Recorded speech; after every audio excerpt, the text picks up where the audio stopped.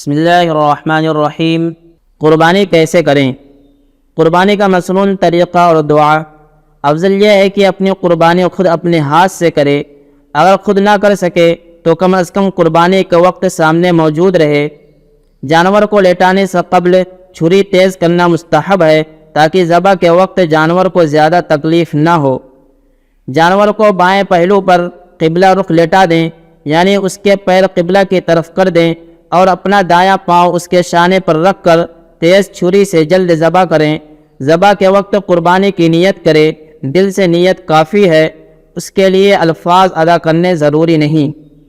ذبح سے پہلے بسم اللہ اللہ اکبر پڑھے۔ ذبح کرتے ہوئے یہ آیتیں پڑھنا بھی ثابت ہے۔ انی وجہت وجہی للذی فطر السماوات والارض حنیفا وما انا من المشرکین ان صلاتی ونسکی ومحیای ومماتی للہ رب العالمین لا شریک لہ وبذالک امرت وانا اول المسلمین۔ ذبح کے بعد یہ دعا مانگے، اللہم تقبل منی کما تقبلت من حبیبک محمد صلی اللہ علیہ وسلم ومن خلیلک ابراہیم علیہ السلام۔ ذبح کے وقت خالص ذکر ضروری ہے۔ جانور کو ذبح کرتے وقت ایسا جملہ کہنا ضروری ہے جو صرف اللہ تعالیٰ کے ذکر اور حمد و ثنا پر دلالت کرے، مثلا بسم اللہ یا سبحان اللہ یا الحمدللہ، جبکہ ان کلمات سے تسمیہ یعنی بسم اللہ کی نیت ہو۔ ذبح کے وقت اردو میں اللہ کا نام لینا۔ اگر ذبح کرتے وقت اردو میں اللہ کا نام لیا، مثلا کہا خدا کے نام سے ذبح کرتا ہوں، تو بھی ذبیحہ حلال ہو جائے گا۔ عربی کا کلمہ پڑھنا ضروری نہیں ہے۔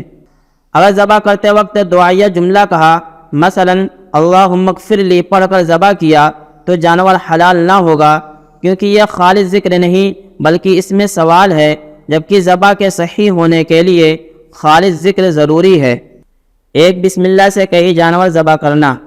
اگر دو جانوروں کو ایک کے اوپر ایک لٹایا اور بسم اللہ پڑھ کر ایک ہی حرکت میں دونوں کو ذبح کر دے تو دونوں حلال ہو جائیں گے۔ اور اگر الگ الگ جگہوں پر جانور کو لٹایا ہے یا پے در پے یعنی ایک کے بعد ایک لٹایا جا رہا ہے تو ایک بسم اللہ سب کے لیے کافی نہ ہوگی، بلکہ ہر جانور کے لیے الگ الگ بسم اللہ پڑھنی ضروری ہوگی۔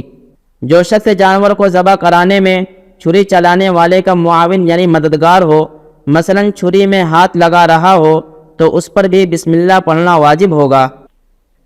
اگر مسلمان شخص ذبح کرتے وقت بسم اللہ پڑھنا بھول جائے تو اس کا ذبیحہ حلال ہے، لیکن اگر بالقصد یعنی جان بوجھ کر بسم اللہ پڑھنا چھوڑ دیا تو اس کا ذبیحہ حلال نہ ہوگا۔ جو جانور قربانی کی نیت سے خریدا گیا ہو یا متعین کر دیا گیا ہو تو ذبح کے وقت خاص طور پر قربانی کی نیت لازم نہیں، بلکہ بہرحال وہ قربانی کی طرف سے معتبر ہو جائے گا، کیونکہ خریداری کے وقت کی تعین کافی ہے۔ جو جانور کسی شخص نے اپنے لیے متعین کر رکھا تھا پھر اسے دوسرے کی طرف سے ذبح کر دیا گیا تو بھی یہ مالک کی طرف سے ہی سمجھا جائے گا، کیونکہ متعین جانور میں دوسرے کی نیت کا اعتبار نہیں ہوتا۔ جانور کا ذبح ہونا کب صحیح ثابت ہوگا؟ جانور کے گلے میں 4 شہرگیں ہوتی ہیں۔ نمبر 1 حلقوم، جس سے سانس لیا جاتا ہے۔ نمبر 2 مری، جس سے کھانا پینا اندر جاتا ہے۔ نمبر 3 4 دوران خون والی 2 رگیں۔ ان 4 رگوں میں سے اگر 3 رگیں کٹ جائیں تو جانور حلال ہو جاتا ہے اور شرعی طور پر ذبح ثابت ہو جاتا ہے۔ جانور کی گردن کے کسی بھی حصے میں چھری چلائی جا سکتی ہے، اس میں بیچ یا کنارے کی کوئی تخصیص نہیں ہے۔ حلق کے بجائے گدے کی طرف سے جانور کو ذبح کرنا مکروہ ہے، تاہم اگر رگیں کٹ جائیں تو حلال ہو جائے گا۔ عورت کے لیے بھی جانور ذبح کرنے کی اجازت ہے، لہذا مسلمان عورت کا ذبیحہ بلا شبہ حلال ہے۔ اگر نابالغ بچہ باشعور ہو اور اللہ کا نام لے کر ذبح پر قادر ہو تو اس کا ذبیحہ بھی حلال ہے۔ اگر کوئی مسلمان گونگا ہو تو اس کا ذبیحہ مطلقاً حلال ہے، کیونکہ وہ معذوری کی وجہ سے بسم اللہ پڑھنے پر قادر ہی نہیں ہے، لہذا اس کا مسلمان ہونا ہی کافی ہے۔ مخنث یعنی ہجلا شخص اگر مسلمان ہے تو اس کا ذبیحہ درست ہے۔